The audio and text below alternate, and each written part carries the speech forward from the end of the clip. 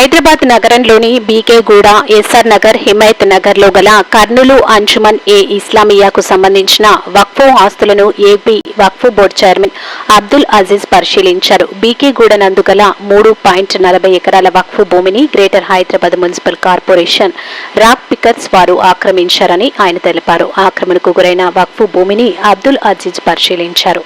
పరిశీలన అనంతరం ఆయన మాట్లాడుతూ హైదరాబాద్లో ఏపీ వక్ఫ్ బోర్డుకు చెందిన స్థలంలో greater Hyderabad municipal corporation dumping yard నిర్వహిస్తుందని తెలిపారు. దీనిపై జీహెచ్ఎంసీ అధికారులతో మాట్లాడి త్వరితగతిన ఇక్కడి నుండి డంపింగ్ యార్డును తరలిస్తామని పేర్కొన్నారు.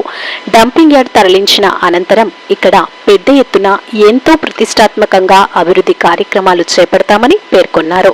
అలాగే హిమాయత్ నగర్లో గల పాత షాపింగ్ కాంప్లెక్స్లను నూతనంగా అభివృద్ధిపరిచి సర్వాంగ సుందరంగా తయారు చేస్తామని, తద్వారా వక్ఫ్ బోర్డుకు ఆదాయాన్ని పెంచుతామని స్పష్టం చేశారు.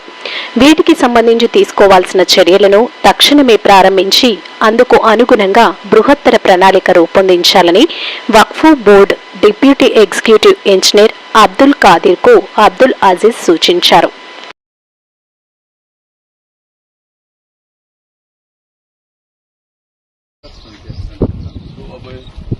भी है वो एंड तक है।